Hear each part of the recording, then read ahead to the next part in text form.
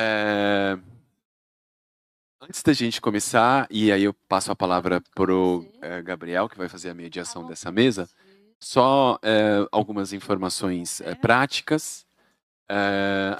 Tem um QR Code na entrada da sala para que vocês possam se credenciar. Então, quem fez a inscrição e vai precisar depois de certificado, essas coisas, então usa o QR Code e é o QR Code que está ali na entradinha da sala, tá bom? Muito obrigado e passo a palavra para o Gabriel. Bom, boa tarde a todos. Damos início à segunda atividade do nosso colóquio internacional, A Vida Enigmática dos Signos por um Estruturalismo Dionisíaco. E nessa mesa temos como convidados o Pierre-Yves Testenoir, que está online conosco, Bruno Turra e o Carlos Cardoso. A gente vai começar ouvindo o Pierre-Yves. Ele é professor titular em Ciências da Linguagem na Sorbonne Université, INSPE Paris, membro da UMR 7597, História das Teorias Linguísticas, membro associado da UMR 8132, Instituto de Textos e Manuscritos Modernos, membro do GIS, Rede de Pesquisa em Educação, Ensino e Formação do INSPE, da Academia de Paris, eixo 1, Natureza e Circulação dos Saberes Disciplinares, em sala de aula e na formação. Então é com muita alegria que passamos a ouvir o professor Testenoir nesse.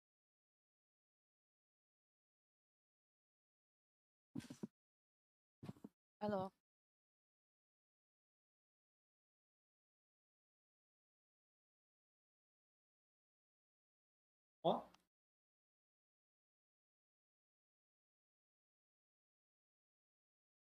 Et moi, Oui. vous m'avez parlé? Oi? Pode Vous pouvez começar, parler, professor et je crois que Testenoir. ça va marcher. Est-ce que bon. vous m'entendez? Oui, je peux faire mon exposé, c'est ça que vous me demandez? Oui, vous pouvez commencer votre exposé parce D'accord, que j'ai là, un... on va pas avoir de problème. D'accord, j'ai un diaporama, je vais essayer de le partager. Il faut que vous m'autorisez le partage. Il faut que l'autre m'autorise le partage.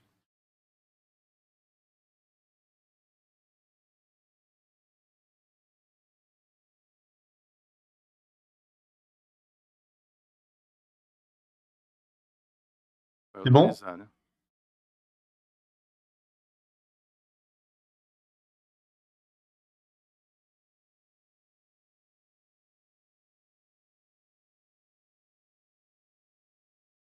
Est-ce que vous voyez mon diaporama?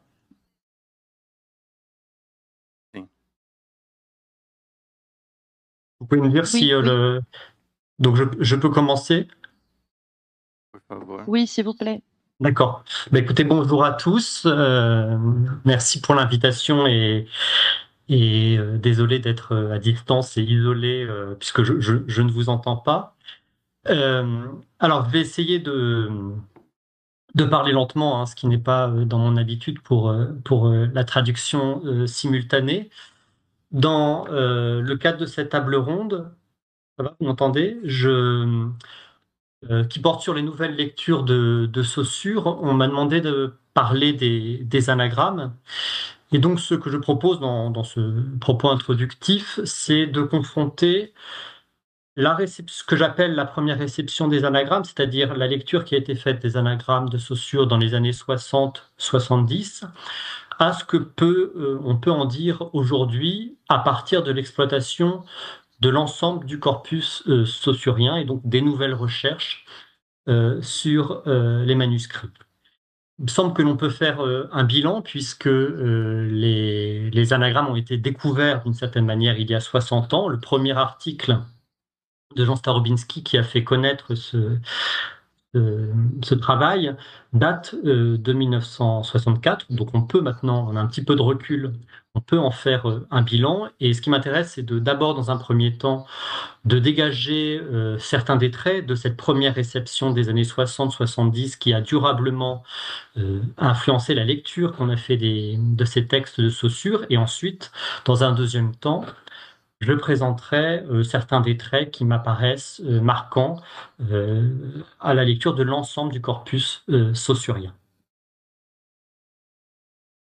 Donc, en premier temps, ce que j'appelle la première réception des anagrammes, c'est la période des années 60-80, puisqu'il y a dans cette période de nombreux textes qui ont été publiés au sujet des anagrammes, et on voit, c'est vraiment une période de réception intense, et l'on voit qu'à partir de 1980 à peu près, l'intérêt pour cette question décroît. Et donc, c'est véritablement cette période qui va m'intéresser.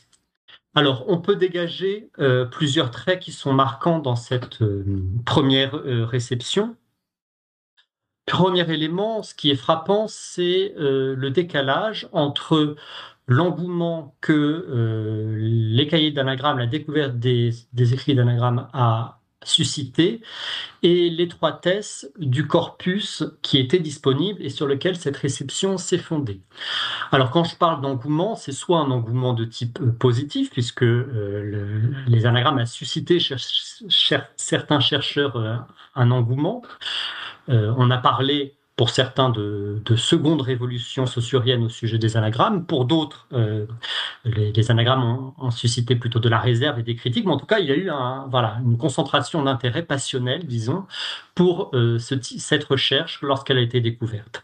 Mais ce qui est très frappant, c'est que l'ensemble de cette réception s'est fondé sur les articles de Starobinsky et le livre de Starobinsky et les textes de Saussure qui sont édités dans ce livre. Or, ce livre ne livre pas une édition des cahiers d'anagrammes, mais est un collage de textes de Saussure. Et l'ensemble de la réception s'est fondé sur ce collage de textes qui représente pourtant moins de 5% des cahiers d'anagrammes. Et il est très frappant que jusqu'à une période assez récente, l'ensemble de la réception se soit fondé sur ce texte, sur ce collage de textes, et que la recherche des anagrammes n'ait pas suscité de travail philologique, de besoin de connaître l'ensemble du corpus avant une période récente. Et on va voir que cette étroitesse du corpus sur lequel se fonde la réception explique certains traits de cette réception. Deuxième élément qui est très frappant, c'est la pluralité des champs concernés, qui se sont sentis concernés d'une certaine manière par la recherche ou l'hypothèse de Saussure. Ce qui est marquant également, c'est le fait que la réception a d'abord été développée dans d'autres champs que celui de la linguistique, qui était celui de Saussure. L'intérêt premier, il s'est développé dans le champ de la théorie du texte et de la littérature, avec des chercheurs comme évidemment Barthes, Kristeva dès la fin des années 60, Todorov, Riffa-Teré. Il y a eu une réception des anagrammes dans le champ philosophique, des textes de Derrida, là encore dès la fin des années 60 dans Tel quel, Autringer, Baudrillard. En psychanalyse, on connaît les textes de Lacan, d'Irigaray autour des anagrammes. Et d'une certaine manière, les linguistes ont marqué moins d'intérêt pour cette question. Peu de textes dans un premier temps consacrés aux anagrammes. Et les quelques linguistes qui s'y sont intéressés, c'est précisément parce qu'ils étaient ouverts à d'autres disciplines. C'est le cas, évidemment, de Jacobson, avec son intérêt pour la poétique, ou encore de Milner dans L'amour de la langue, évidemment parce qu'il était en connexion avec la théorie lacanienne.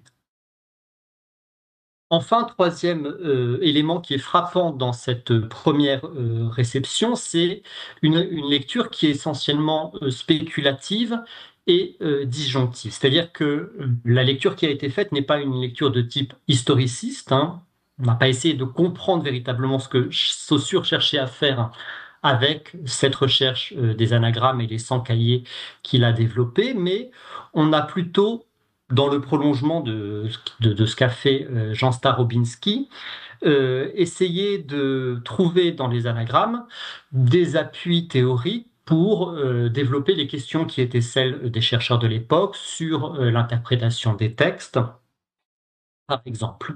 Et donc on a hybridé d'une certaine manière les textes que l'on trouvait chez Saussure avec les théories de l'époque, le freudisme, la grammaire générative, les formalistes russes, etc.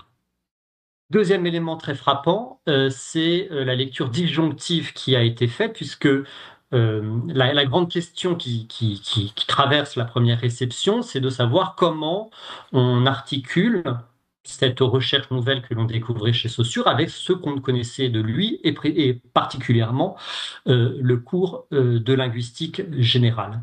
C'est ainsi que s'est construit la figure des deux Saussures que on peut illustrer avec la couverture d'une revue de l'époque de 1874 qui s'intitule précisément Les deux Saussures.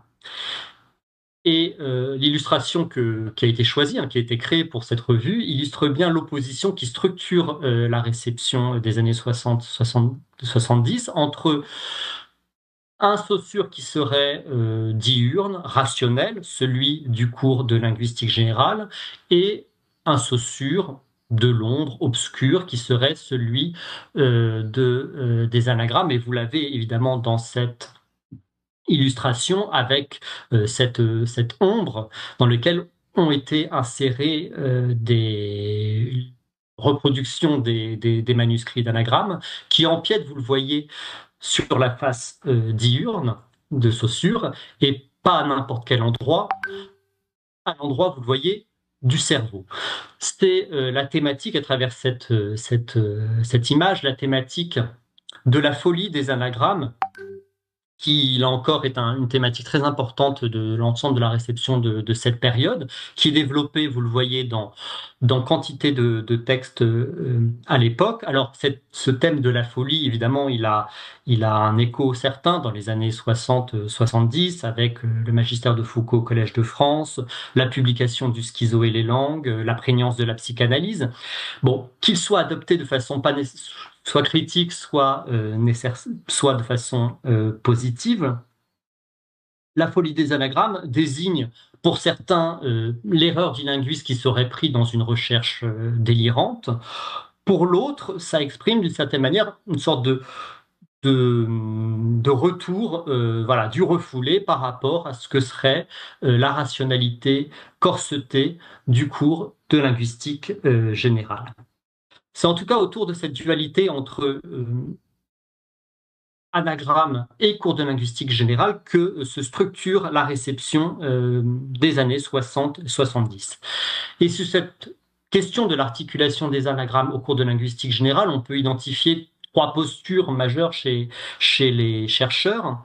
La première, que l'on rencontre surtout chez les spécialistes de Saussure, les linguistes genevois, par exemple Robert Godel ou René Hamaker, c'est celle de la thèse de l'ignorance mutuelle, c'est-à-dire la position de Godel ou d'Hamaker, par exemple, est de dire que les anagrammes ne sont pas de la linguistique, ne sont pas même scientifiques et n'ont rien à dire sur la linguistique générale de Saussure. Donc il n'y a pas de mise en rapport, on ne s'intéresse pas aux anagrammes. Deuxième position qui a été développée par l'immense majorité des chercheurs qui se sont intéressés à ces textes dans les années 60-70, c'est la thèse de la contradiction réciproque. Elle est développée par Derrida, Kristeva, Jacobson, etc. C'est l'idée que les anagrammes viendraient contredire, porter de la dissonance dans les idées exposées dans le cours de linguistique générale. Enfin, une troisième posture qu'on rencontre chez certains chercheurs minoritaires, c'est l'idée d'une complémentarité. On trouve, c'est vraiment une position minoritaire, mais on trouve quelques textes chez certains chercheurs comme Engler, Peter Wunderli, Mitsurona ou chez Michel Pecheux, l'idée d'articuler, de mettre en relation, de lire les anagrammes à la lumière du cours de linguistique générale. Alors, cette idée de contradiction, qui est l'idée majeure qui a été développée dans cette période, elle s'explique notamment par le corpus sur lequel s'est appuyée cette première réception. Je vais donner un seul exemple que j'aurai pas le temps de développer, mais ça peut être un élément pour la discussion. Par exemple, l'idée que les anagrammes contrediraient les principes du signe exposés dans le cours linguistique général, les 2 principes fondamentaux, à savoir l'arbitraire du signe et la linéarité du signifiant. Elle a été diffusée dans la recherche, notamment par Roman Jacobson. C'est le texte assez célèbre de Jacobson qui donne de l'autorité à cette thèse, notamment le fait que dans les anagrammes, Saussure contredirait le principe de linéarité du signifiant. Et cette idée, elle s'expose, alors vous le voyez dans la citation, notamment sur un des textes qui est publié dans le livre de Jean Starobinski, qui est ce texte-là, que vous avez, c'est exactement ce passage-là, sur lequel on s'est appuyé, la suite de Jacobson, mais c'est repris dans l'ensemble de la réception, pour dire que Saussure, dans ses cahiers d'anagrammes, remettrait en cause, contredirait les principes de linéarité du signifiant exposés dans le cours de linguistique générale. Le problème, et c'est là où la prise en compte du corpus est importante, c'est que ce premier texte que vous avez à gauche, qui est édité dans le livre de Starobinski, est à lire en écho avec un autre texte, une autre page qui est dans le même cahier, qui est le texte que vous avez ici à droite. Or, ce deuxième texte n'est pas édité dans le livre de Starobinski. Et ce deuxième texte reprend les questions qui sont posées dans le texte de gauche et répond à la question. Et notamment, justement, c'est non seulement si on prend ce texte, on voit bien que Saussure ne théorise pas un affranchissement des règles de la linéarité du signifiant, mais on peut même montrer, c'est ce que j'ai fait, que c'est précisément dans ce texte et via la recherche sur les anagrammes, sur les anagrammes, que Saussure en vient à théoriser le principe de linéarité du signifiant, puisque vous le voyez, vous avez en haut la mention linéaire, qui est une des rares mentions précisément du concept de linéarité dans les textes de Saussure. Donc, la prise en compte, vous voyez, des écrits, de l'ensemble des écrits, change profondément la lecture que l'on peut faire de ces textes. Alors, c'est ce que j'ai essayé de faire dans mon travail sur les anagrammes il y a une quinzaine d'années. J'ai essayé de lire les cahiers d'anagrammes en prenant en compte l'ensemble des textes saussuriens disponibles à la bibliothèque de Genève, l'ensemble des manuscrits édités et non édités, mais qui sont accessibles à la bibliothèque de Genève et qui maintenant sont accessibles en ligne. Et je vais essayer de montrer ce que ça déplace par rapport à la première lecture qui en a été faite.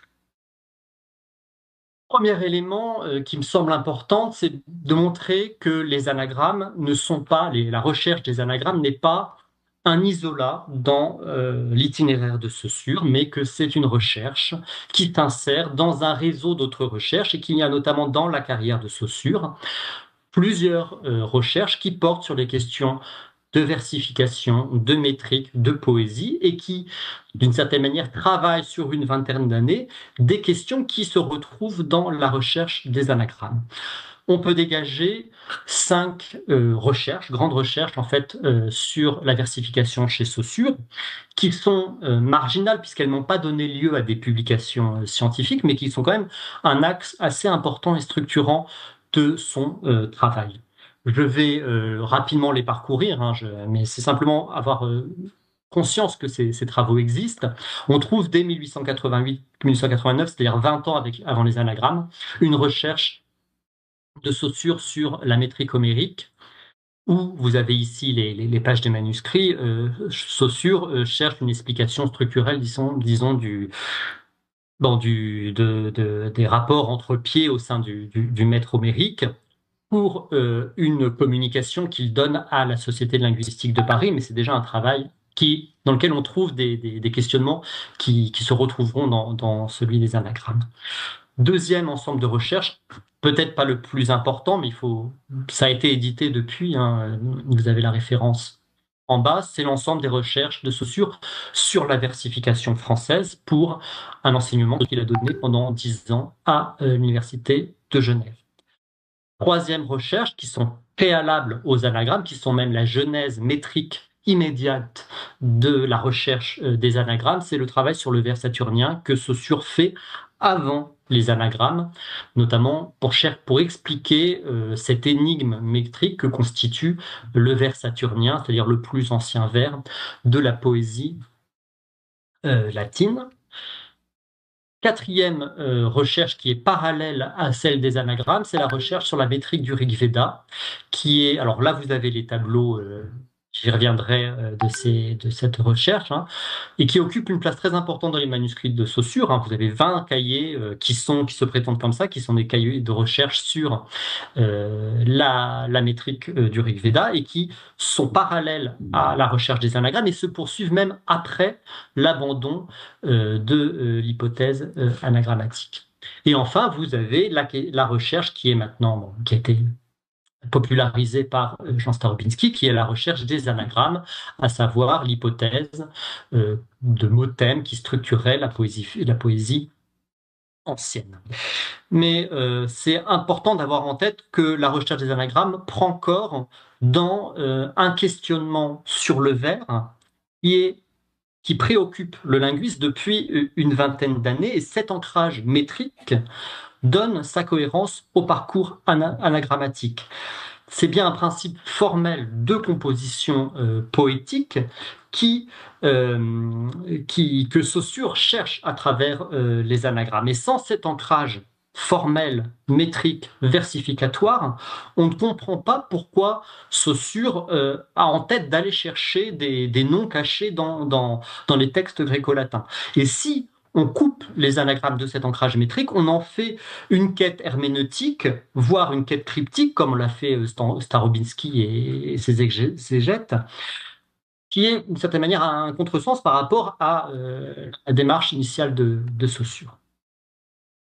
Autre approche, autre élément structurant, alors je ne vais pas développer, mais c'est que l'ensemble de ces recherches, si on les prend en série d'une certaine manière, hein, et si on lit les anagrammes à la lumière de ces recherches précédentes, développent toutes une approche qu'on pourrait qualifier d'arithmétique du signifiant. Alors, vous avez ici un aperçu des manuscrits, hein, vous le voyez, les manuscrits à gauche, vous avez un manuscrit de recherche sur la versification française, où vous voyez Saussure, c'est des manuscrits où Saussure dénombre les phonèmes, en particulier ici les voyelles, dans des vers, ici de Voltaire. Même démarche dans les manuscrits sur le saturnien, hein, Saussure procède à la comptabilisation des phonèmes dans les différents vers. Et les manuscrits sur le Rig Veda, vous voyez, ce sont des tableaux où Saussure fait la statistique pour les stances du Rig Veda des phonèmes et en particulier des consonnes. Et ça, il y en a une vingtaine de cahiers.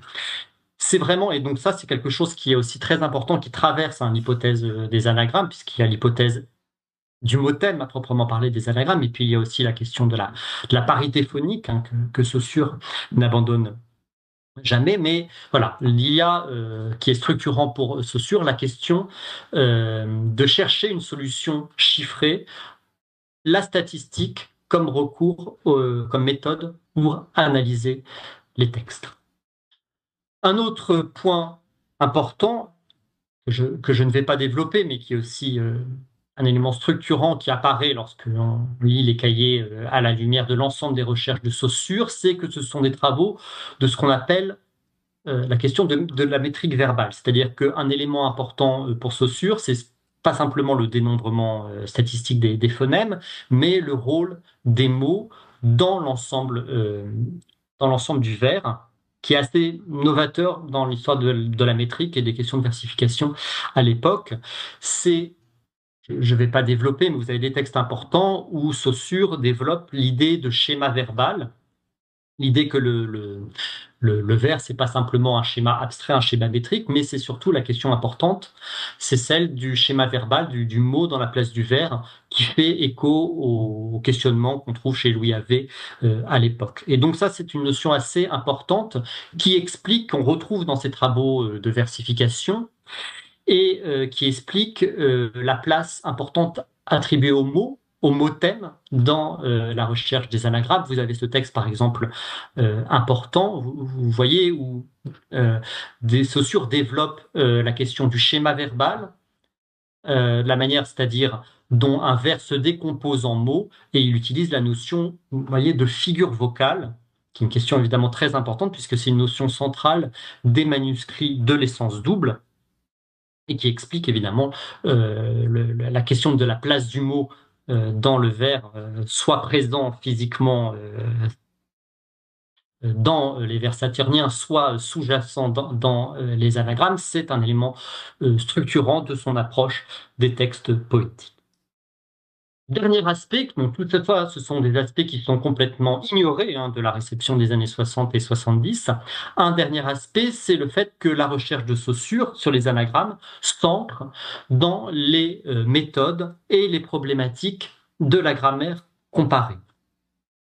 Cette inscription dans le paradigme de la grammaire comparée se reconnaît à au moins deux traits. Le premier, le fait que Saussure développe une approche formelle des textes, on l'a vu, qui passe donc par l'étude des problèmes de versification de textes appartenant à différentes traditions, et le fait, deuxièmement, que Saussure s'intéresse à une diversité, dans sa recherche des anagrammes, à une diversité de langues, et spécifiquement à des textes des langues qui sont celles au cœur du programme de la grammaire comparée, à savoir le grec, le latin, le sanskrit et les langues germaniques. Et dès le début de sa recherche sur les anagrammes, Saussure aborde de front des textes de différentes langues et les confronte entre eux. Il y a déjà cette démarche comparative. Et sa démarche entre en résonance avec les premiers travaux qui sont menés à l'époque de comparaison entre des maîtres, des vers, des schémas métriques et des tournures phraséologiques dans différentes traditions poétiques. C'est-à-dire qu'on peut considérer Saussure comme un précurseur des travaux qu'on appelle de travaux de métrique comparée, de poétique indo-européenne comparée. Avec les anagrammes, Saussure développe une hypothèse globalisante, une hypothèse totale. Il postule un principe de composition qui serait commun à au moins 4 grandes traditions poétiques, sanskrites, grecques, latines et germaniques. C'est notamment exposé dans le texte qui est projeté ici, qui est issu des cahiers d'anagrammes homériques, où Saussure écrit « J'affirme en effet comme étant ma thèse dès ici, que le poète se livrait et avait pour origine ordinaire de métier de se livrer à l'analyse phonique des mots, que c'est cette science de la forme vocale des mots qui faisait probablement dès les plus anciens temps indo-européens la supériorité, la qualité particulière du kawis des Indiens, du wates des Latins. » Pour Saussure, les plus anciens poètes sont des détenteurs d'un savoir phonologique élaboré. Ce sont, écrit-il, des spécialistes en fait de phonèmes. Et le linguiste consacre une partie de ses cahiers à réfléchir aux modalités de la transmission de ce savoir phonologique élaboré à travers le temps et les fonctions attribuables aux anagrammes selon les différentes époques, les différents publics, les différents genres poétiques. Et ce questionnement d'hypothèse de composition commune à différentes traditions, ça a été d'une certaine manière repris et ça a été jugé comme précurseur par certains des spécialistes, des grands noms de ce qu'on appelle la poétique indo-européenne comparée, Toporov, vous le voyez, Françoise Bader, et non pas François, et Calvert Watkins. Alors, j'en viens à ma conclusion. Ce que j'ai voulu montrer par ce propos introductif, c'était de montrer de montrer la nécessité de ne pas traiter les cahiers d'anagrammes comme un isolat, mais de les mettre en relation avec les autres travaux de Saussure qu'ils prolongent, qu'ils complètent, auxquels ils font écho. Lire les anagrammes, donc, c'est ne pas se limiter, à mon avis, aujourd'hui, aux textes publiés par Starobinski, mais prendre en compte l'ensemble des textes, notamment les cahiers d'anagrammes qui ont été publiés. J'ai publié l'ensemble du corpus des anagrammes consacrés à Homère. D'autres éditions, d'autres textes sont disponibles, soit ont été publiés, soit sont disponibles à la bibliothèque de Genève. Et si on adapte cette méthode, cette démarche qui consiste à lire les anagrammes en articulation avec l'ensemble des textes, notamment les textes de linguistique générale, mais aussi les travaux de linguistique historique de Saussure, on se rend compte qu'il n'y a pas deux Saussure comme on l'a pensé ou théorisé. dans les années 60-70, mais que les cahiers d'anagrammes et les autres travaux de Saussure sur la poésie et la littérature dessinent une réflexion poétique qui est tangentielle à sa linguistique générale. Il développe des réflexions sur l'entité linguistique, sur la linéarité, qui nourrissent précisément sa linguistique générale. Donc c'est l'objet de ma conclusion. On le voit, la recherche sur les anagrammes n'entre pas en contradiction, mais en collaboration avec la linguistique générale de Saussure. Et cette collaboration, elle entre dans différents aspects des recherches saussuriennes et elle peut s'établir par un maniement rigoureux des textes. La recherche sur les anagrammes, on peut l'interpréter à la lumière de l'ensemble des manuscrits comme une recherche sur une interrogation sur la figure vocale, qui est un concept très important qui est développé dans les manuscrits de l'essence double. On peut de ce point de vue faire le lien entre les anagrammes et la réflexion qui est développée dans les manuscrits de l'essence double, où Saussure s'interroge sur trois types d'identité. Hein. Il distingue on peut appeler l'identité diachronique, c'est-à-dire la question de savoir qu'est-ce qui fait que cantare en latin et chanter est le même mot. Il pose dans ce texte la question de l'identité synchronique, qu'est-ce qui fait que cantare, avec ses sens et emplois, et cantare utilisé dans un même état de langue, c'est la même chose d'une certaine manière. Et il pose, troisième identité qui est développée dans les manuscrits d'essence double, la question de l'identité phonique, le lien entre cantare et cantare, par exemple, en latin et en autanto.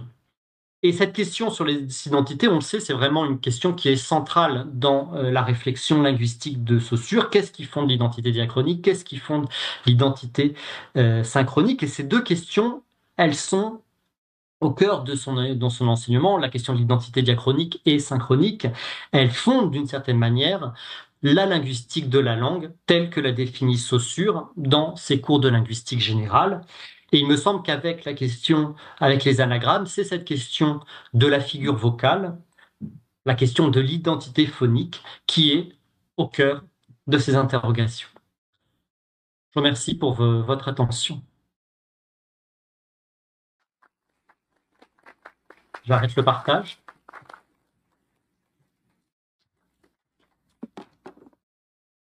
Muito obrigado, professor Testenois, por sua elucidativa palestra. Se a gente tem papel,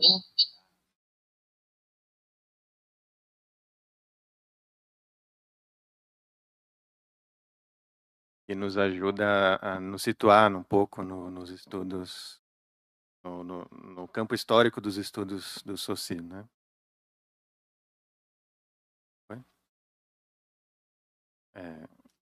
Então, dando prosseguimento a essa segunda mesa do nosso colóquio, convido agora o Bruno Turra a falar, quem está aqui logo à minha esquerda. O Bruno Turra é psicanalista, membro do Fórum do Campo Lacaniano de São Paulo, doutor em Linguística pela Unicamp, com estágio sanduíche na Université Sorbonne Nouvelle, e pós-doutorado também pela Unicamp. Ele é membro do grupo Cercle, de Ferdinand Saussure, dos grupos de pesquisa GEPAL, da Unicamp, e Ferdinand Saussure, da UFU. Né? É autor do livro Ferdinand de Saussure e seu saber fazer com a escrita, e tradutor para o português brasileiro da biografia Saussure, de John Joseph. Então, muito obrigado, convido você agora a fazer parte também desse colóquio, dessa conversa.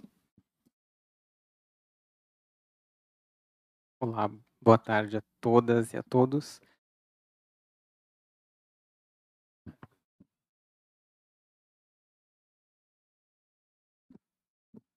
Dá para ouvir assim? Bom, eu preparei um texto para não me perder muito na...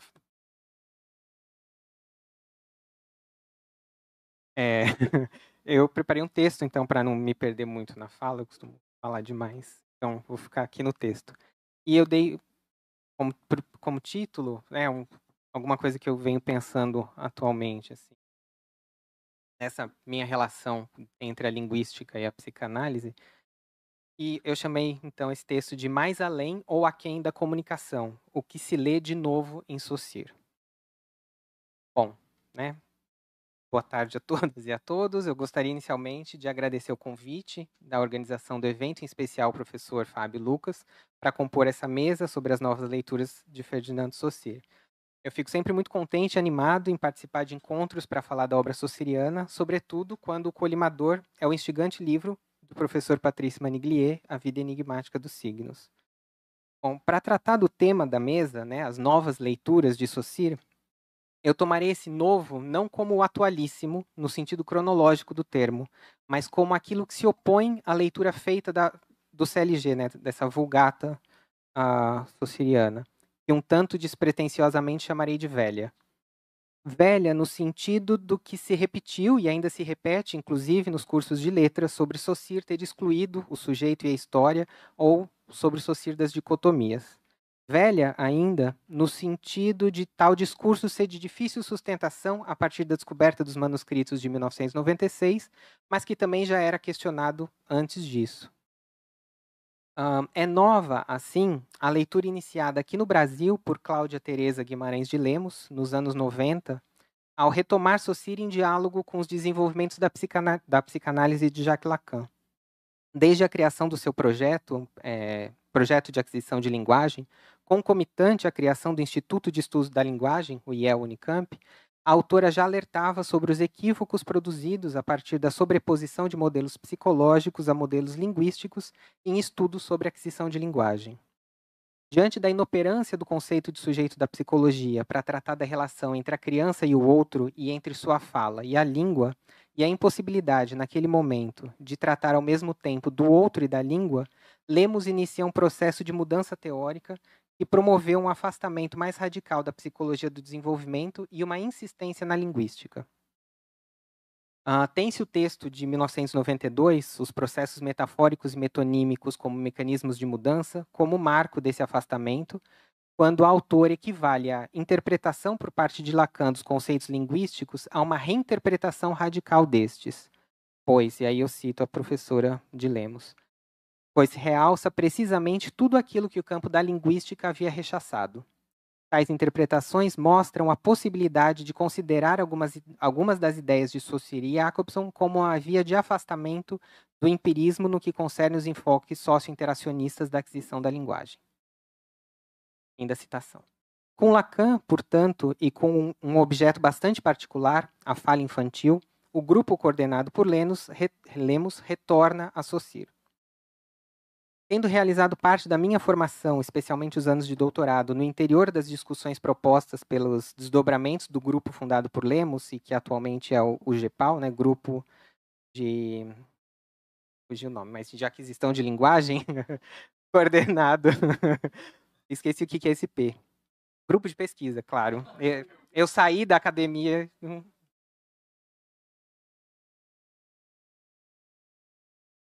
Tá? Então, coordenado atualmente pela professora Maria Fausta Pereira de Castro e pela professora Rosa Figueira. É desse lugar que eu apresento uma breve reflexão sobre a força teórica, o que eu considero a força teórica do pensamento saussuriano. Minha hipótese é a seguinte: é precisamente por não tratar da função da linguagem, uma suposta comunicação, como se quis no século XX, mas de seu funcionamento, para além ou para quem do que se pode recolher sob o nome de comunicação, que as propostas saussurianas ganham especial destaque para Lacan. Antes, porém, de dar consequência a essa hipótese, vale notar que no século XIX havia uma discussão sobre a relação das ciências da mente e as ciências da linguagem, se a segunda era um campo interno à primeira ou se ambas constituíam campos autônomos. Ao percorrermos os escritos de linguística geral de Ferdinand Saussure, observamos seu exercício em buscar distinguir cada um desses campos, conferindo à linguística seu objeto próprio. Destes gestos epistêmicos, destaco uma nota com datação provável de 1897, presente no manuscrito Notas Item. Eu faço essa citação de Saussure. Um linguista, que é apenas um linguista, está na impossibilidade, segundo creio, de encontrar o caminho que permite apenas classificar os fatos. Pouco a pouco, a psicologia assumirá praticamente a tarefa de nossa ciência, porque ela se aperceberá que a língua não é uma de suas ramificações, mas o ABC de sua própria atividade. Fim da citação. Se há algo que compete ao linguista, e Saussure se empenha em demonstrá-lo, a língua constitui também o ABC da psicologia. O Genebrino promove aqui uma inversão. A língua não é um objeto anexo à psicologia, mas o cerne de seu próprio funcionamento. Ora, é precisamente isso que Freud mostrará nos anos seguintes, e é a isso que Lacan retorna ao ler Saussure com Freud. Desculpa.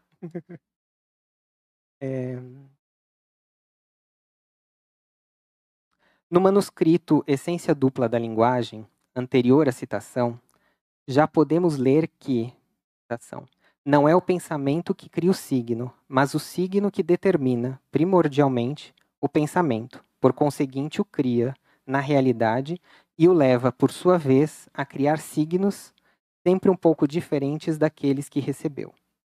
Fim da citação. Essa afirmação saussuriana faz eco ao que Lacan marcará mais de meio século depois, em 1960, no texto Posição do Inconsciente, proferido no Congresso de Bonneval, e em A Subversão do Sujeito e Dialética do Desejo, do mesmo ano, que a linguagem é condição do inconsciente, seu ABC, e não o contrário, como propunham alguns psicanalistas à época. É deste ano também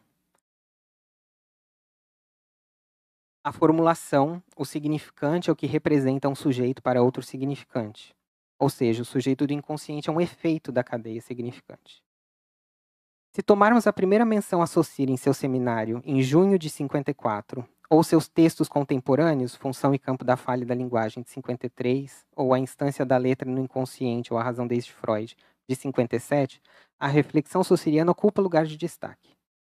Não vou me ater, porém, a esse período, largamente conhecido como aquele em que Lacan adere às teses saussurianas e à linguística. Meu foco hoje é lançar os olhos sobre outro momento, o de início dos anos 70, e de que veio a ser conhecido como o rompimento com a linguística.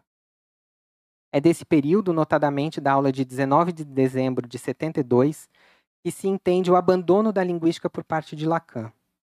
Vale observar que a linguística não foi o campo exclusivo de diálogo do psicanalista.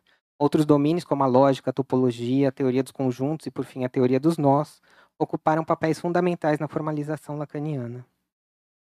A leitura que gostaria de construir aqui, porém, na circulação dos textos e aulas do início dos anos 70, é a de que, se há um rompimento com a linguística, ou com uma certa linguística, há, por outro lado, uma aproximação da centralidade do pensamento saussuriano. É na aula, então, de 19 de dezembro de 72, dedicada a Jacobson, com o linguista presente na audiência, que Lacan diz, e aí eu cito Lacan, se tomarmos tudo o que se segue sobre da linguagem e especificamente do que dela resulta nessa fundação do sujeito, tão renovada, tão subvertida, onde está o estatuto que assegura tudo o que da boca de Freud se afirmou como inconsciente, então terei de forjar outra palavra para deixar a Jacobson seu domínio reservado e, se vocês quiserem, chamarei isso de linguisteria. Fim da citação. A linguística, Lacan reserva o domínio do dito, enquanto se ocupa, em sua linguisteria, do dizer. Há aqui, de fato, uma marcação. O que Lacan faz com a linguagem não é da ordem da linguística, está em outro discurso. Não é a essa marcação que me oponho, mas, na leitura que faço, trata-se de uma marcação face a uma linguística que visa a comunicação. Cito Lacan novamente. Será que, tomando a linguagem na linguisteria, a noção que parece promovida como aparelho fácil, propício a fazer funcionar a linguagem na linguística de um modo não tolo, o que implicava códigos e mensagens, transmissão, sujeito e, portanto, também espaço e distância, será que, apesar do sucesso fulminante dessa função da informação, sucesso tal que se pode dizer que a ciência inteira venha a ser infiltrada por ela, será que não existe aí algo que pode nos fazer levantar essa questão? Se é bem de outro lugar o que, com minha linguisteria, eu recolho ilegitimamente quando me sirvo da função do significante? Acho esse parágrafo revelador de uma operação de extração que Lacan executa. É precisamente o tolo, o besta da linguagem, que o interessa, e não o não tolo da comunicação. Dessa extração, Lacan recolhe para sua linguisteria a função significante. Mais uma citaçãozinha de Lacan. O significante é tolo, como o sorriso dos anjos nas catedrais. Simplesmente não creio que eles, os anjos, tragam a menor mensagem, e é justamente aí, no nível do significante, que eles são verdadeiramente significantes. É precisamente algo que está para além ou para quem da mensagem que interessa a Lacan. Mensagem, informação e comunicação são também termos estranhos a Saussure. Uma rápida busca no index, tanto do curso de Linguística Geral quanto dos escritos de Linguística Geral, nenhum dos termos aparece listado. Essa, como sabemos, não era propriamente uma questão da época. Tanto a gramática comparada como o movimento neogramático se interessavam não exatamente por como os indivíduos usam a linguagem para se comunicar, pergunta que ganha força em meados do século XX, mas em como a língua muda no tempo. É a partir das questões do século XIX, sobre o qual o livro de Maniglier versa com mestria, com rupturas, mas também com continuidades, que Saussure se interessa pelo funcionamento da língua, não por sua função. Trago um excerto de Saussure para ilustrar meu argumento. Passeando, eu faço, sem nada dizer, um entalhe numa árvore, como por diversão. A pessoa que me acompanha guarda a ideia desse entalhe e é incontestável que associa 2 ou 3 ideias a esse entalhe a partir desse momento, embora eu mesmo não tivesse ideia alguma, além de enganá-la ou de me divertir. Não se trataria aqui, justamente, da tolice do significante, de sua negatividade ou positividade, que só é possível, pois entre ele e o significado há uma barra que resiste à significação, e, portanto, a ele se associam 2 ou 3 ideias, embora eu mesmo não tivesse ideia alguma? Haveria que se fazer aqui uma ronda por outros escritos e falas de Lacan, mas devido ao tempo deixo-os apenas indicados. Então, em 1970, em Radiofonia, Lacan diz: efeito Saussure, a ruptura do significado pelo significante. Essa materialização intransitiva do significante para o significado é o que chamamos de inconsciente, que não é ancoradouro, mas depósito, aluvião da linguagem. Em 71, no texto Estou Falando com as Paredes, né, aquela série de conferências, surge a noção de la língua a partir de um ato falho de Lacan. La língua, então, sendo fundamental para se pensar isso que faz furo ao on da língua. É o que é da ordem da língua que toca o real. Em 72, em um ato dito, né, ele formula: o que se diga fica esquecido por trás do que se diz no que se ouve. O dizer se mostra por escapar ao dito. Em 73, em televisão, ele diz: falar de código não convém, justamente por pressupor um sentido. A bateria significante de la língua fornece apenas a cifra do sentido. Cada palavra assume nela, conforme o contexto, uma gama enorme e disparatada de sentidos, sentidos cuja heteróclise se atesta com frequência no dicionário. As referências poderiam seguir por horas, mas creio que essas pontuações sejam minimamente suficientes para retornar a Saussure. Não se ouve, por trás desses ditos, a radicalidade da teoria do valor e o funcionamento da cadeia significante, tal como esboçada por Saussure na Essência Dupla da Linguagem? Cito Saussure: nós não estabelecemos nenhuma diferença séria entre os termos valor, sentido, significação, função ou emprego de uma forma, nem mesmo com a ideia como conteúdo de uma forma. Esses termos são sinônimos. Entretanto, é preciso reconhecer que valor exprime melhor do que qualquer outra palavra a essência do fato, que é também a essência da língua, a saber que uma forma não significa, mas vale. Esse é o ponto cardeal. Mais uma breve citação de Saussure. Nenhum signo é, portanto, limitado no total de ideias positivas que ele é, no mesmo momento chamado a concentrar em si mesmo. Ele só é limitado negativamente pela presença simultânea de outros signos. E é, portanto, inútil procurar qual é o total de significações de uma palavra. Fim da citação de Saussure.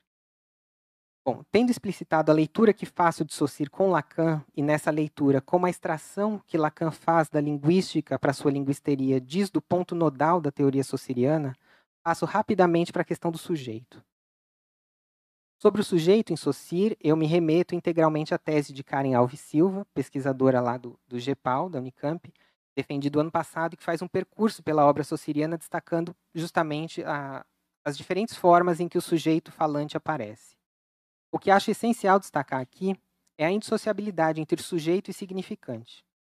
Saussure, em Essência Dupla, escreve: uma forma é uma figura vocal que, na consciência dos sujeitos falantes, é determinada, ou seja, ao mesmo tempo existente e delimitada. Fim da citação.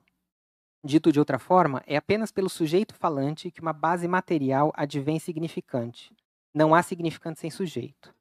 Mais à frente, lemos: a primeira expressão da realidade seria dizer que a língua, ou seja, o sujeito falante, não percebe nem a ideia A, nem a forma A, mas apenas a relação A-A. Por não haver... Fim da citação. Por não haver, portanto, uma exterioridade concreta da língua, esta só pode ser depreendida pelo sujeito falante, Saussure se depara com a dificuldade de delimitação das unidades da língua. Por não serem dadas a priori, é apenas no ouvido do sujeito falante que o corte se dá. No CLG, Saussure, ao tratar das entidades concretas da língua, ou seja, da delimitação dos significantes, traz novamente o sujeito à baila. É pela orelha, ou seja, quando a pessoa se coloca no plano da fala, que a delimitação é possível. Saussure usa o exemplo sujet l'apprend, que pode ser cortado de algumas e não quaisquer maneiras, afinal a língua tem um funcionamento próprio ao qual o sujeito está submetido. Si je l'apprends, se eu entendo, ou si je l'apprends, se eu a pegar, né? Ora, não é justamente essa tolice do significante que Lacan toma consigo ao abandonar a linguística? La langue, encore, le nom du père, l'ensu qui sait.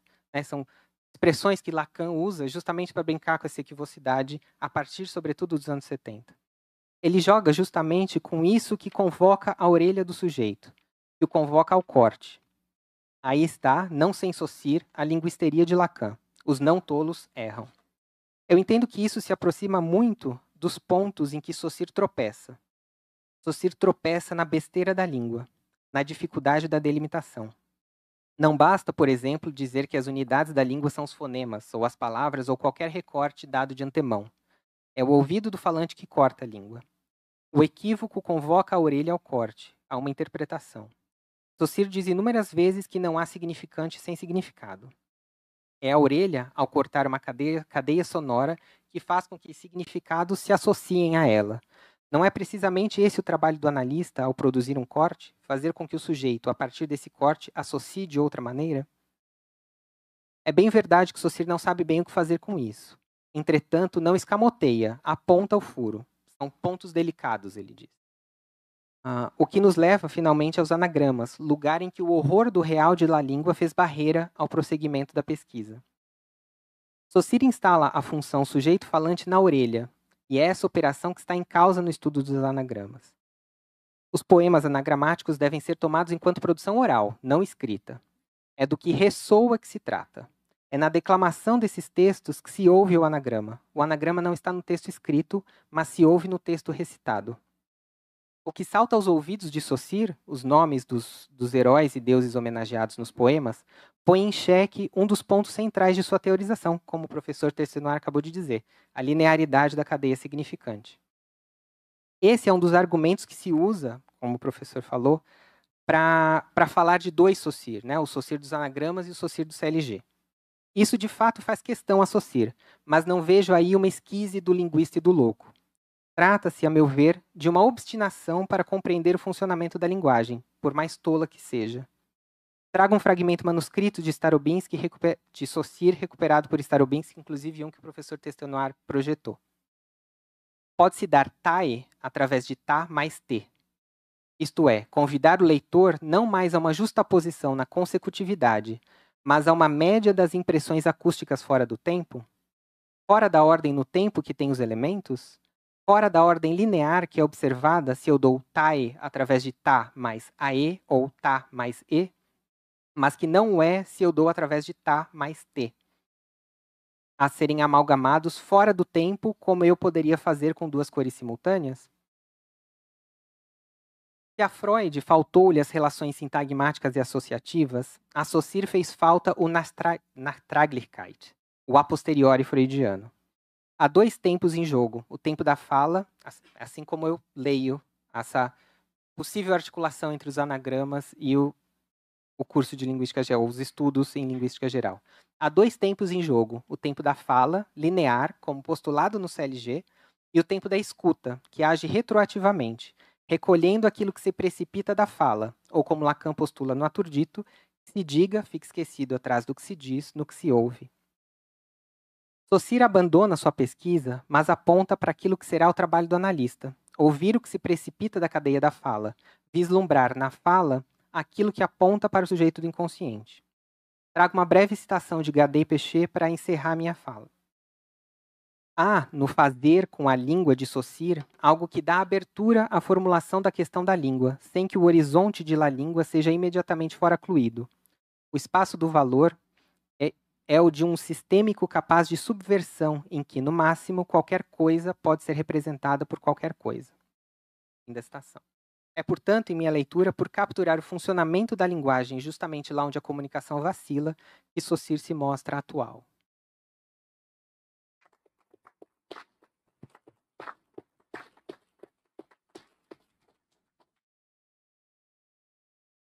Muito obrigado, Bruno, pela sua contribuição, né, que lança luz nessa relação, eu diria, ambivalente, né, entre Lacan e Saussure.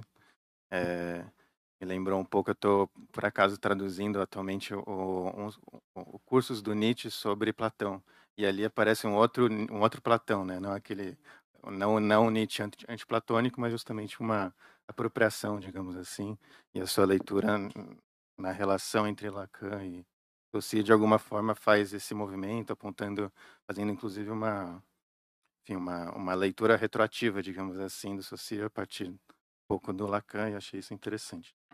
Mas já em breve podemos conversar um pouco mais sobre isso, porque agora a gente ainda vai ouvir a contribuição do Carlos Cardoso, que é professor colaborador da pós-graduação em Filosofia da UERJ, psicanalista, membro do Espaço Brasileiro de Estudos Psicanalíticos do Rio de Janeiro, e é bacharel e licenciado em Filosofia pela UFRJ.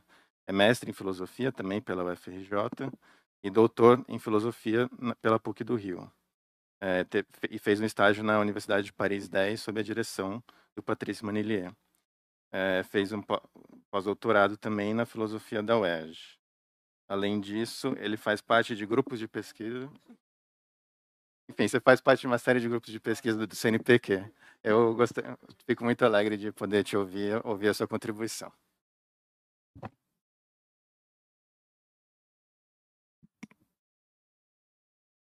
Foram pegando o resumo do meu Lattes, aí vai, né?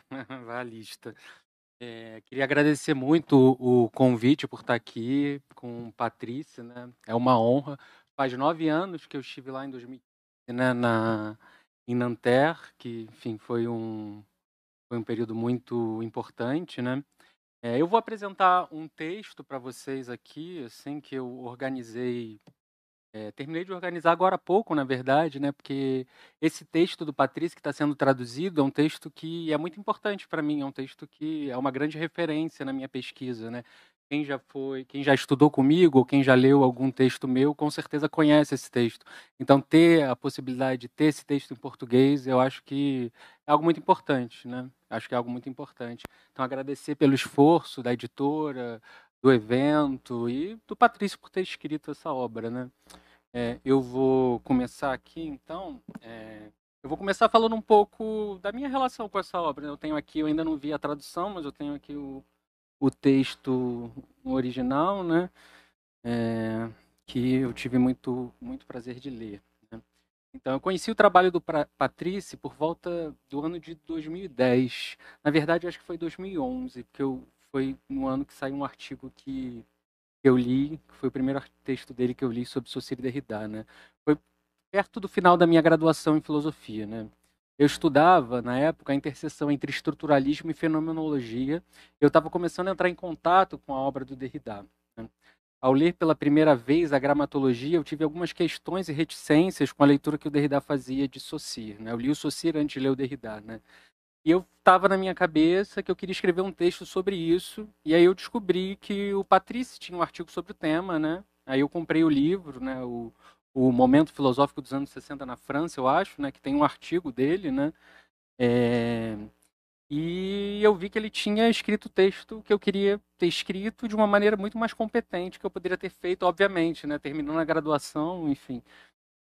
E foi um texto incrível, e a partir da leitura desse texto, né, eu fui atrás, eu descobri esse livro, eu adquiri, e eu li esse texto, né, que eu achei muito bom e que abriu, né, uma série de espaços, assim, né, porque era uma leitura diferente da que eu estava acostumado, né, é, que já estava me incomodando em alguns pontos, mas muito atrelada à fenomenologia, né, ao Ricoeur, enfim, uma outra tradição, e eu estava já começando a derivar para um outro espaço, né. Então eu posso dizer que desde então a obra do Patrice, né, ela atravessa os meus textos, né, todos eles, seja os em que eu cito, que são muitos, seja os que eu não cito, né. Do pensamento do Patrice, depois eu fui conhecer o pensamento do professor Eduardo Viveiro de Castro, que eu acabei seguindo um curso dele. Foi a partir do Patrice que eu conheci o trabalho do Viveiro de Castro, né? Eu segui um curso dele no Museu Nacional, que ele deu junto do Alexandre Nodari, sobre Oswald de Andrade, né? Que foi um curso muito legal, assim, né? Eu gostei bastante e que eu também li bastante. O Alexandre Nodari é um autor que foi importante, né? Em 2020 eu publiquei um livro, né, que é Ontofagia, um materialismo mágico, em que eu articulo todas essas leituras, né, dessas referências e tal, e, enfim, que foram me formando, né? Então, eu escrevi esse texto, né, que eu vou pensar a ontologia, tentando pensar uma ontologia que desvia do antropocentrismo, né, tentando pensar, tem um debate com Heidegger para pensar o mundo das pedras, e aí eu trago antropofagia, desconstrução e estruturalismo em debate, né. É um pouco o desenrolar da minha tese de doutorado, né, que se chama A Diferença Hiperestrutural, né. Então, eu segui o meu percurso trabalhando com diversas áreas de conhecimento e trabalhando na interseção da filosofia, com a linguística, com a psicanálise, com as ciências humanas em geral, né. Eu pesquisei bastante também sobre desconstrução, que é outro campo de referência para a minha formação, né, mas, no final das contas, eu sempre carrego, de alguma forma, o pensamento saussuriano como, talvez, a grande referência para mim, né, a grande referência para mim. E o Saussure que o Patrício apresenta, especialmente, né. A gente sabe que ler e escrever sobre Saussure, de alguma forma, né, é reescrever o pensamento saussuriano sempre, né, e essa é uma reescritura que, enfim, é uma referência para mim. Eu fiquei muito indeciso, então, sobre o que falar, sobre qual dos textos que eu já escrevi que eu poderia abordar aqui, né. Eu tenho um texto que eu faço de maneira mais minuciosa e detalhada, uma ponderação da leitura que o Derrida faz de Saussure na gramatologia, né, apoiado no próprio texto do Patrice, que eu li na época, né, eu cheguei a escrever sobre isso. Pensei em trazer isso, mas acabei pensando, esse texto está antigo, quero falar de alguma coisa mais atual, né, e tal, que ainda converse com esse livro, né. Eu poderia falar da minha tese, né, que também essa questão aparece na minha tese, né, que teve atravessamento, né, do Patrice. Eu tenho alguns textos também, por exemplo, confrontando a leitura de Saussure, né, as diferentes leituras de Saussure, né, marcadamente, né, a diferença do pensamento, como o pensamento de Saussure foi recebido pela fenomenologia e pela desconstrução, né, essas divergências de leitura, né, marcadamente o pensamento, a oposição da leitura que o Ricoeur e o Merleau-Ponty fazem da leitura que o Derrida faz, né, especialmente, né. No começo do ano também, um texto que eu publiquei no começo do ano, que eu acho que dialoga bastante com o texto do Patrício, né, que é uma interlocução entre Jean-Luc Nancy e Jacques Lacan, em que eu traduzo, né, e que é o título do ensaio, né, eu traduzo o neologismo do Lacan, materialisme, que eu traduzo com um duplo nome, né, o materialismo da palavra e o palavrismo da matéria. E, de novo, né, o Patrício e o estruturalismo estão ao meu lado nesse texto, né. O encontro com a vida enigmática do signo ali no final, no começo do meu mestrado, no final da graduação, ainda me assombra, né. Então, o olhar do Patrício sobre o estruturalismo sempre me acompanhou, então hoje em dia eu tenho escrito sobre a questão animal e elaborado na sequência do que sustenta a ontofagia, o materialismo mágico, sobre a questão do especismo e aquilo que chamo de contra-especismo, né. Eu acabei de publicar, tem umas 2 semanas, um manifesto, cujo título é Manifesto contra Especismo, do especismo da luta vegana enquanto ontomitologia da branquitude, o subtítulo, né? O título é Manifesto Contra Especista. Nele, eu vou tentar retirar os animais da passividade política, inclusive nos espaços de defesa dos animais que tomam o signo animal como um dado e os animais como seres que existem de maneira homogênea e aparecem de maneira linear, independente da língua e da perspectiva. Mas, como sabemos, os signos, né, eles possuem uma vida enigmática. Né? Esse é o Manifesto Contra Especista. Aqui é o Ontofagia, o Materialismo Mágico, que foi o primeiro livro. Né? Então, nesse texto que eu acabei de publicar, militância e pensamento especulativo se misturam. Né? A hipótese central é que o especismo e o anti-especismo, né, são dois aspectos que dependem de um conceito ocidental de animal em oposição ao humano, que está inscrito na narrativa da excepcionalidade do humano, aquele que possui em excesso tudo que falta ao animal, seja técnica, linguagem, cultura ou a capacidade de deixar rastros. O contra-especismo pretende-se um desvio, né? Ele aponta para o limite da própria luta antiespecista e do veganismo, que só faz sentido como luta autoimunitária, isto é, que não pode extrapolar o seu campo. Não é casual que há muito racismo dentro do movimento vegano, ao tratar os animais de maneira homogênea e projetar sobre religiões de matriz africana ou comunidades extra-ocidentais a partir das suas próprias demandas. Né? Talvez falte, então, para o movimento animalista um encontro com essa obra, né, que discutimos aqui hoje. E que a mesa anterior também delimitou o problema. Né? Eu acho que é o problema do signo animal, como ele é lido. Né? Mas isso não implica que a luta antiespecista não faça sentido. Ela faz, mas no interior de um mundo, de uma língua, eu diria. O contra-especismo, então, viria para apontar a passagem da interseccionalidade necessária das lutas para uma extraseccionalidade, o limite que marca e excede os nossos corpos. Né? Derrida foi quem bem percebeu, né, quem percebeu de maneira perspicaz que o animal é, antes de tudo, um signo inscrito em determinada língua. Mas o que é um signo? Né? Eu diria que o quase conceito intraduzível de animaux, né, animaux, em francês é o plural, né, animais, né, mas ele acrescenta um mot de palavra no final, né, o animal palavra. Ele fala no animal que logo sou, né, l'animal que donc je suis. E esse, de alguma forma, eu diria que esse quase conceito animal ele já existe potencialmente no pensamento do Saussure, uma certa leitura do pensamento saussuriano, né, que acho que é que a gente estava discutindo e que a gente está discutindo aqui. Né. Então, depois de toda essa volta, né, eu vou ler um trecho do manifesto, né? E eu ia trazer um trecho desse livro também, mas aí eu vou acabar me estendendo muito na minha apresentação, que eu acho que não vem ao caso, né? Mas eu vou ler um trecho do manifesto e que de alguma forma mostra, eu debato nesse trecho o pensamento saussuriano e que de alguma forma eu acho que reatualiza o impacto que essa obra teve, né? E que tem ainda na minha pesquisa. Né?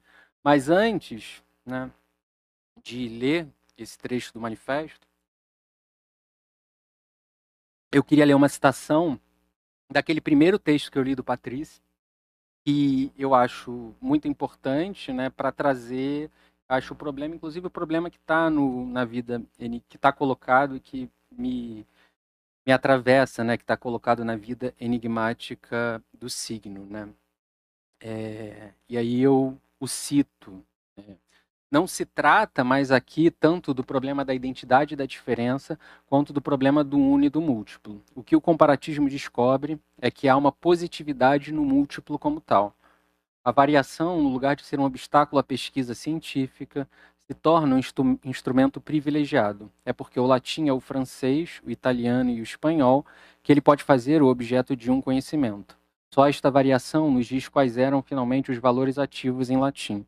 Longe de concluirmos, como Montaigne, que a variabilidade dos usos humanos se deva à nossa ausência de comunicação com o ser, nós devemos, ao contrário, pensar o ser ele mesmo como isto que varia, isto que só existe através das variantes, das variações.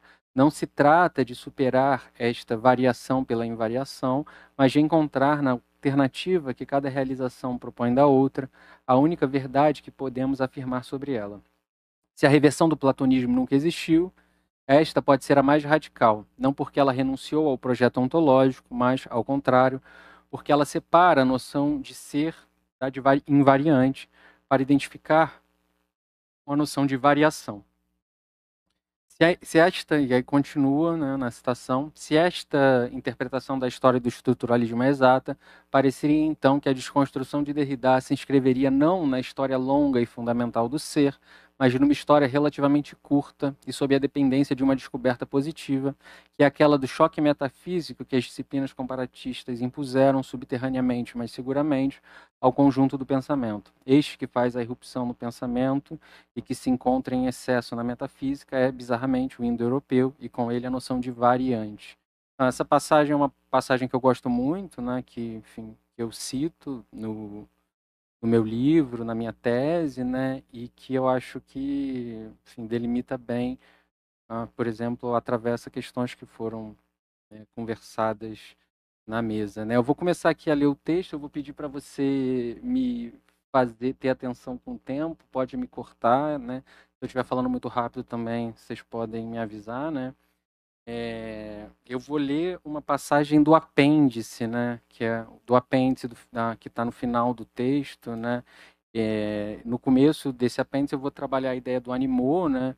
O capítulo, apêndice, se chama O Animal que Não Existe, Orifícios Coloniais, o Delírio do Nome e uma Língua Salivante, é o título, né?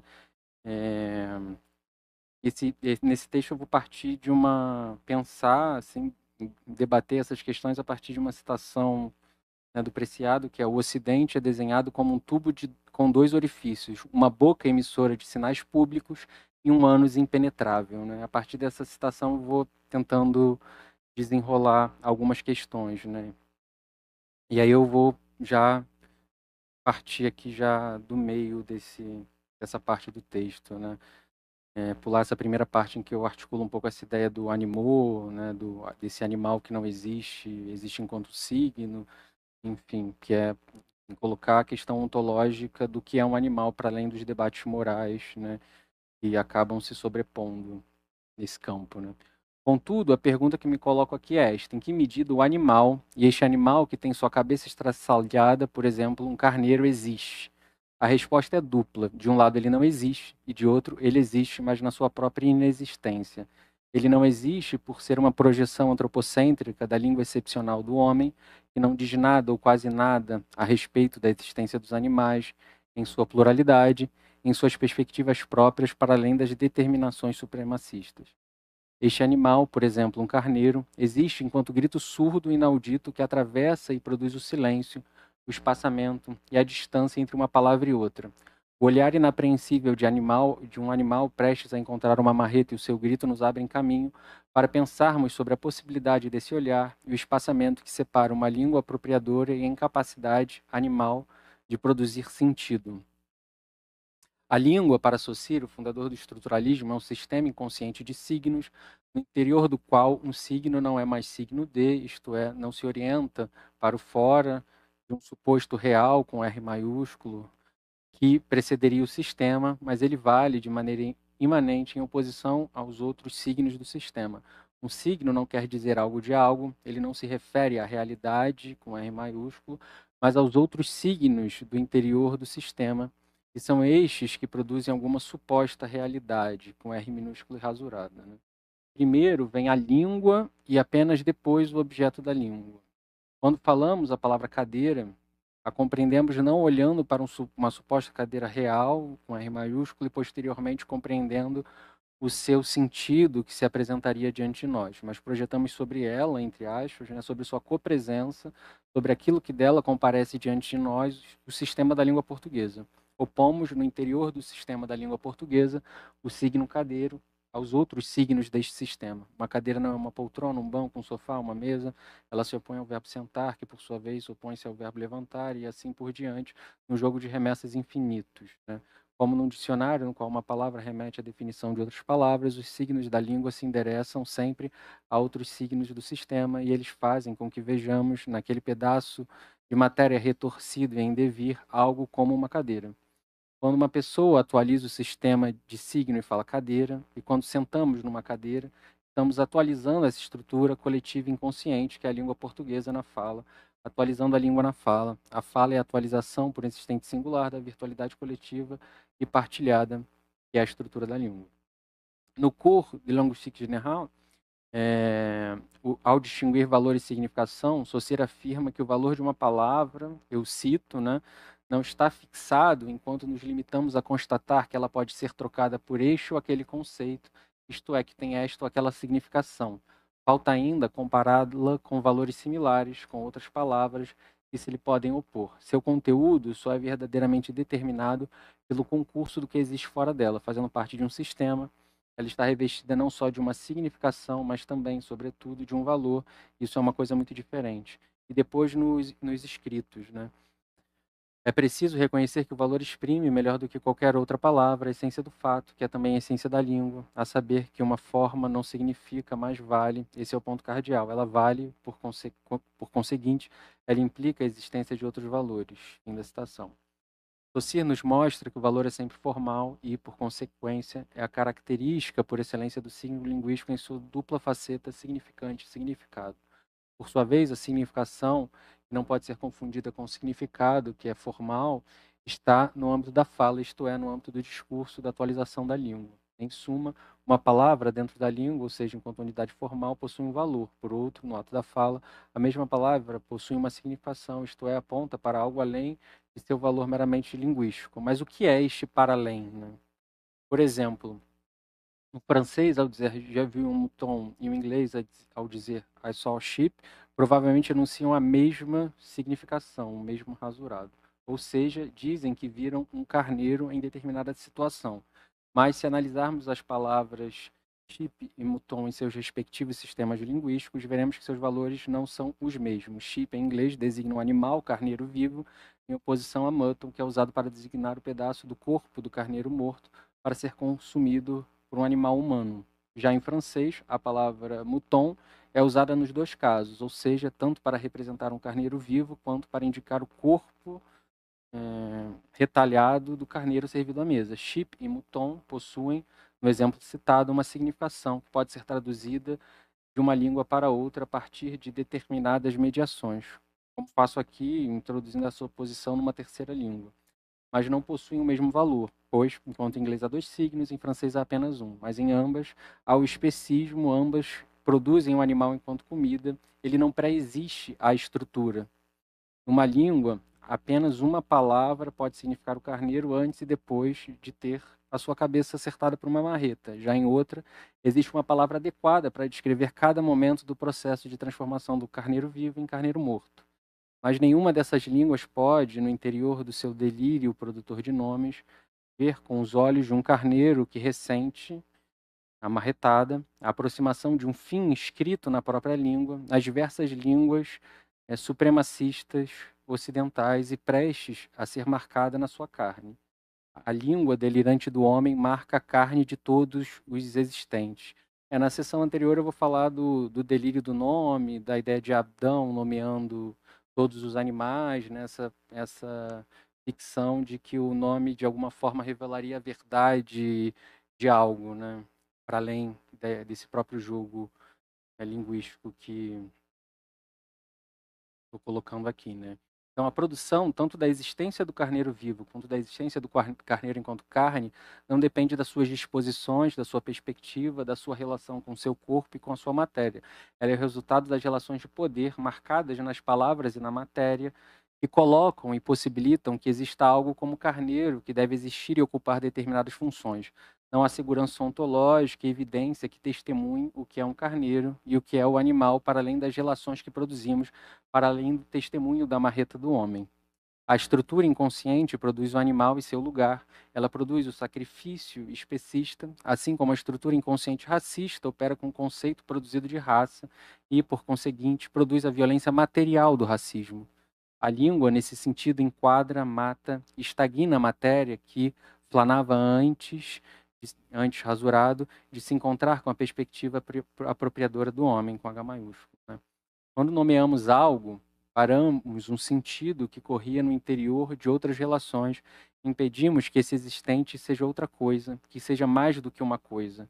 Somos incapazes de perceber que produzimos prisões e que a nossa perspectiva é apenas uma perspectiva entre outras perspectivas, incapazes de ver com outros olhos o fora que resiste ao nosso olhar, incapazes de assumir esta própria incapacidade.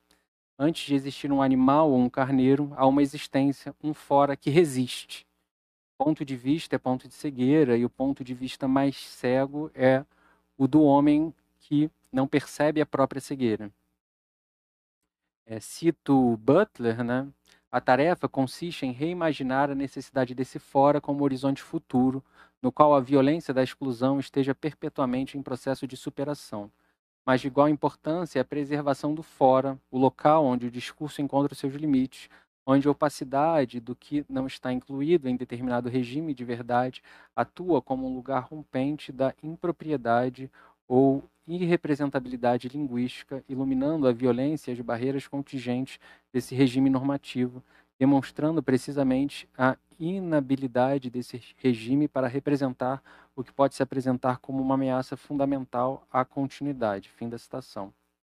Será que a produção dos valores e significações que a língua e a atualização na fala produzem pode nos dizer algo sobre a perspectiva de um carneiro e do seu corpo servido à mesa? O que a nossa língua tem a dizer sobre o carneiro? Nada, falamos apenas sobre nós mesmos e percebemos muito pouco, quase nada dos outros. Mas o que um carneiro pode dizer sobre a nossa língua, né? O que este fora, retalhado por um regime de verdade, mas que ao mesmo tempo resiste a ele, pode nos dizer sobre a resistência e a produção de futuro enquanto por vir, isto é, enquanto abertura à diferença e aos outros buracos. Não sabemos, não se sabe do porvir, e esse não saber é o que há de mais apavorante para um supremacista que vê a continuidade do seu espaço-tempo ameaçada por qualquer alteridade radical. Mas só há não saber. Antes de qualquer saber, há sempre um não saber que o antecede e o produz, e o contrário não é verdadeiro. Né? Então, como Levi-Strauss diz, né, por trás de todo sentido há um não sentido, e o contrário não é verdadeiro. Né? O dizer da língua é uma produção delirante de nomes e uma produção de lugares determinados para cada existente nomeado. E cada um desses dizeres produz tempo e inscreve morte. Né? Para falar como Derrida, né, na parte anterior do texto eu articulo um pouco isso, né? Dar o nome é também, em certo sentido, dar a morte. Né? De alguma forma, estagnar uma alteridade. Né? Mas também é possível não nomear? Né? Acho que não. Agora pulo, né, algumas páginas do texto aqui e continuo na citação. Né? Se o tempo estiver acabando, é só me avisar, tá bom? Ao pronunciarmos animal... Beleza. Acho que vai dar praticamente. Ao pronunciarmos animal, já trazemos junto dessa palavra o sabor dos corpos dos animais defumados, mas também a resistência ao extermínio e à incineração desses corpos, pois cada tipo singular de violência já carrega no seu interior, de maneira autoimune, a resistência a si mesmo. A justificativa para que um carneiro vire carne está inscrita na própria língua. Cultura contra a natureza, homem contra animal, razão contra instinto, alma contra corpo, capital contra a vida, os puros contra os expurgos.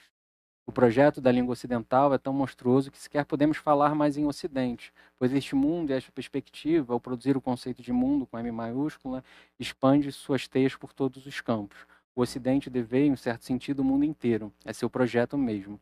A linguagem rasurada, né, que uma língua salivante produz, uma língua que deixou de saborear-se enquanto excepcionalidade supremacista, é a linguagem do ruído que atravessa e coloca em curto toda e qualquer forma de comunicação perfeita. Isso aqui é uma outra coisa que eu também articulo ao longo do texto para pensar uma tentativa, né, de ruptura com esse mecanismo. Né? A categoria genérica animal não diz nada sobre os animais e sobre seus ruídos, mas apenas reproduz uma estrutura de oposição que organiza o mundo ocidental. De um lado o homem, de outro o animal, de um lado a cultura, de outra a natureza, de um lado a técnica, de outra a natureza para ser apropriada por ela, e dentro dela o animal, o vivente incapaz de operar e suplementar a natureza. A língua, então, enquanto salivante, pretende operar um desvio na forma apropriadora do homem e abrir um espaço para um modo de produção que não passe pelo delírio do nome e pela suposta capacidade do homem de esgotar a realidade das coisas ao lançar seus conceitos em sua direção. trata-se de um projeto partilhado com diversos autores, né? A saber, eu cito o Eduardo Viveiro de Castro, proliferar a multiplicidade, pois não se trata, como lembrou oportunamente Derrida, de pregar a abolição da fronteira que une e separa linguagens e mundo, pessoas e coisas, nós e eles, humanos e não humanos. As facilidades reducionistas e os monismos de bolso estão fora de questão quanto às fantasias fusionais, mas sim ir reduzir e imprecisar essa fronteira, contorcendo sua linha divisória, as suas sucessivas linhas divisórias paralelas em curvas infinitamente complexas, né? Então, o que defendo aqui é a construção de um modo de percepção parcial que aceita sua própria incompletude, é perceber como esse modo de existir ocidental, que compreende a pluralidade de mundos enquanto uma totalidade fechada, ou seja, enquanto mundo, com M maiúsculo, para ser apropriado pelo homem, não é a única forma de se relacionar com outros existentes, mas, ao contrário, é a forma de um supremacismo humano, que pretende ser o modo de ver como universal aquilo que sustenta o delírio de Adão, que é o delírio de Deus, e o dos nomes, nomear todos os animais e determinar os seus lugares. No lugar disso, o que pretendo é explorar outra forma de delírio, uma língua que se esvazia das construções histórico-coloniais, orientando-se para o futuro de experimentações e construções, uma língua, mais de uma, engajada no reaprendizado de novos sabores, novos paladares e novas formas de relacionar-se com os existentes não humanos, sejam eles uma pedra, uma molécula de carbono, um cometa, um vírus ou uma sardinha. Sentir o sabor amargo dos outros, dos diferentes outros e da própria impossibilidade de apropriação torna-se extermínio, pois toda suposta apropriação torna-se extermínio e aniquilação. Mas como nós, herdeiros do colonialismo que vivemos nos escombros, mudamos de perspectiva? Eu posso efetivamente mudar? O que isso quer dizer e quais são as possibilidades de sua efetividade? Somos nós mesmos que nos transformamos? Se sim, dependeríamos de um ato de vontade individual para simplesmente abandonar um circuito para outro distinto. Mas não há o eu, nem o indivíduo. Isso significa que não existe ato de vontade possível para resgatar algum tipo de individualidade estável e para produzir outra. Não há estabilidade, apenas nos enganamos, né? Os supremacistas se enganam, né? Quando eu digo uma série de construções pressupostas. Sou professor, ensino, escrevo sobre isso que chamam de filosofia, apesar de assinar como C. É interessante porque quando eu assino meus textos como C.C. Coelho, né? Que meu nome é Carlos Cardoso Coelho. É interessante que aqui eu fui apresentado só como Carlos Cardoso, então ficou só. Exatamente. O animal ficou de fora e apareceram os nomes que eu escondo. Então, eu assino como C. e como coelho, um animal mais do que humano, e colocar em questão o conceito de animal e de humano, né? Então, eu sou reconhecido como homem humano e como brasileiro, vindo de uma determinada família e falando uma determinada língua. Todas essas mediações me antecedem e determinam o que as pessoas esperam e o que elas não esperam de mim. Elas determinam o que eu, separado de mim mesmo, espero de mim. Porém, eu não sei de fato o que querem dizer esses fatos que me determinam e que eu performo cotidianamente em desacordo com tantas questões. O não querer ser humano, homem, branco, cis, etc. Não querer performar certas atrocidades que parecem impossíveis de escapar, mas isso é também o que somos, mas no modo de existência enigmático. No final das contas e dos cálculos, chega a ser desajeitado tentar escapar de determinados lugares.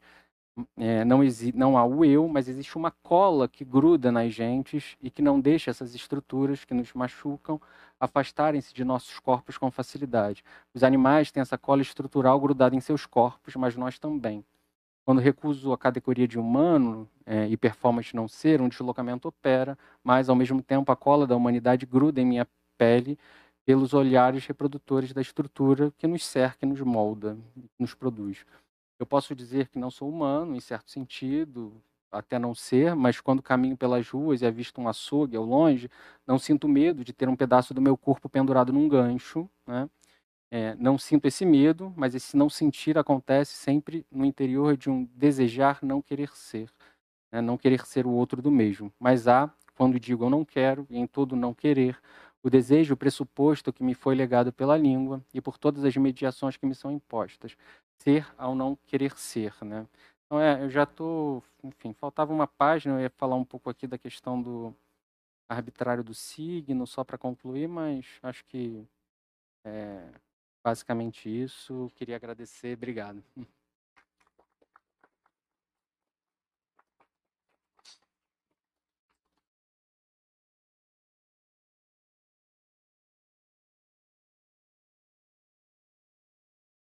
Obrigado, C. Coelho, pela sua contribuição bastante densa e potente, eu diria, né? Gosto disso. E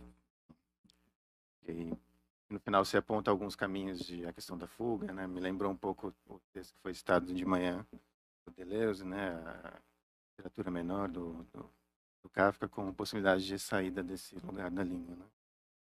Mas acho que, sem mais delongas, queria abrir para alguns minutos, uns 20 minutos, para a gente conversar um pouquinho. Alguns minutos. Se alguém tiver mais alto. Então, a gente tem algum tempo para perguntas, se alguém quiser fazer perguntas. Se alguém quiser... a gente tem sempre tempo para conversar por fora, mas eu sei que o Fábio quer fazer outra. Bom, então, de todo modo, está aberto, né, temos um tempinho para as perguntas, mas eu ia fazer uma questão tanto para o Bruno quanto para o professor Testenoir sobre os anagramas. E aí, retomando um pouco dessa passagem no livro do Manidlier, eu me lembro que quando se comenta essa passagem que o professor Testenoir também citou, que era sobre os nomes de Deus, e que, de um certo modo, o efeito quer dizer, o que estava em jogo, na verdade, na poesia, né, era uma certa partilha do nome de Deus, era ensinar, né? E é interessante isso, porque no contexto do livro eu consigo entender. Uma vez eu tive essa conversa com um grande leitor do livro do Patrício também, um poeta brasileiro, e aí ele leu a primeira vez e disse, não, mas espera aí, o que está dizendo aqui é que a poesia é fonologia. Que poesia é você, né, compartilhar uma experiência qualitativa, né, no sentido de você partilhar as maneiras de você segmentar a sílaba, né? E aí ele disse assim para mim, mas como assim, Fábio? Né,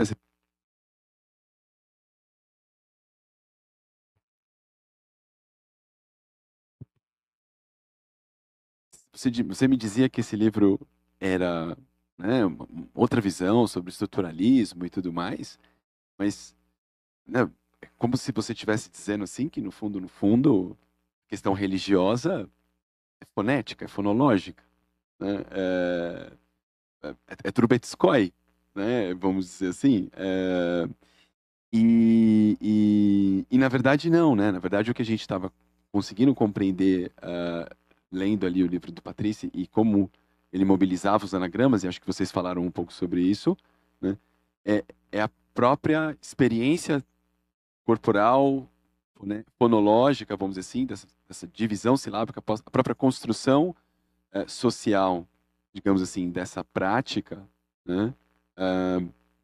No interior da qual a poesia desempenha um papel especial ali, né, que na verdade diz respeito às experiências políticas, né, religiosas, estéticas, a diversidade de práticas de um povo, digamos assim, ou de uma cultura, de um coletivo, né, que se encontra, né, é integral de todas essas experiências, de um certo modo, né, que se encontra ali, né, na distinção de um P e de um B, ou na distinção, né, não me lembro bem exatamente qual que era o nome, né, divino ali, né, dos anagramas, né? E eu acho que esse é né, pensando, vamos dizer assim, a partir de um certo ponto de vista do inimigo, vamos dizer assim, né? Eu acho essa uma reflexão interessante, porque às vezes, num primeiro momento, ou pelo menos, né, essa leitura que foi feita de início, ele não entendeu. Pelo contrário, como assim, né? Essa experiência religiosa e tal. Não, parece ser a afirmação de um estruturalista, né, chato que quer, digamos assim, dizer que no fundo, o que simplesmente está em jogo é a separação do P e do B. Então, eu não sei, eu queria talvez, né, ouvir um pouco mais de vocês, assim, de vocês dois, eh, pensando um pouco essas diferentes, às vezes um pouco é difícil, né, deslocar esse olhar. Acho que o livro do Patrícia nos faz, né, realmente deslocar esse olhar para entender, eh, mas ao mesmo tempo também às vezes, né, a gente tem um enquadramento que ainda, vamos dizer assim, nos remete a determinados, digamos assim, idées reçues, vamos chamar assim, né, do estruturalismo. Então, não sei, né, se vocês já se depararam com situações similares, enfim.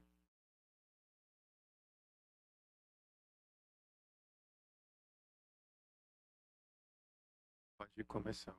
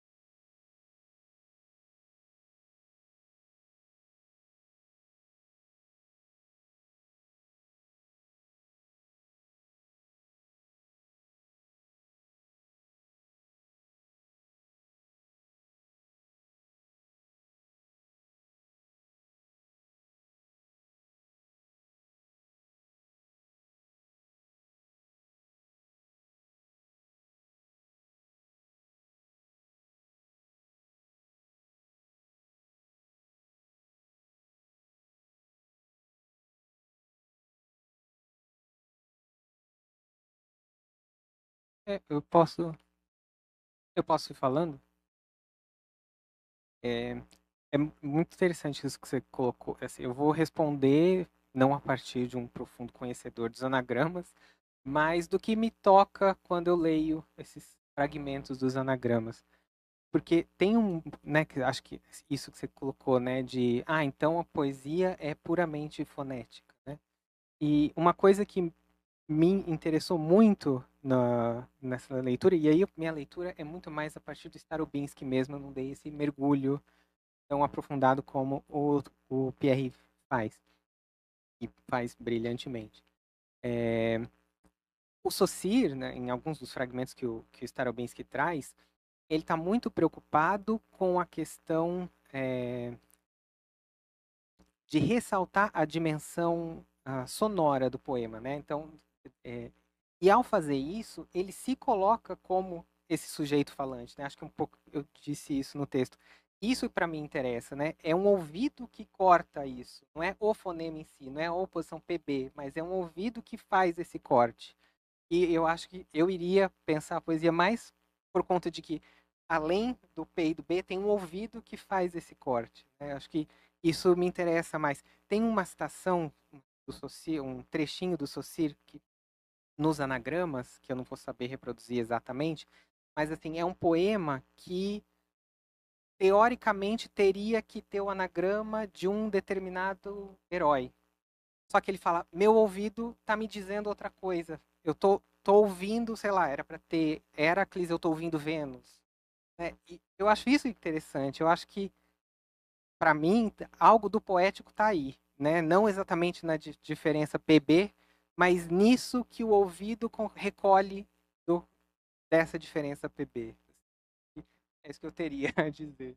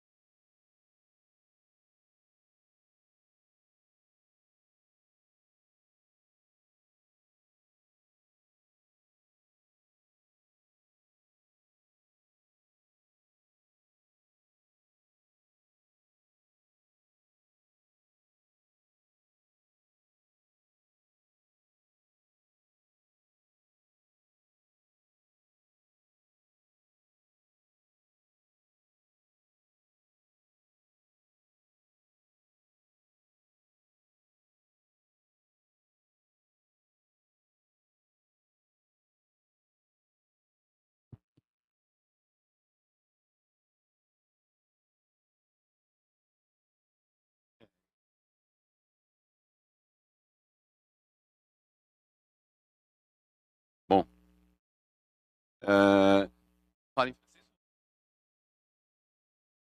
francês. Est-ce que vous m'entendez, professeur Pierre? Não.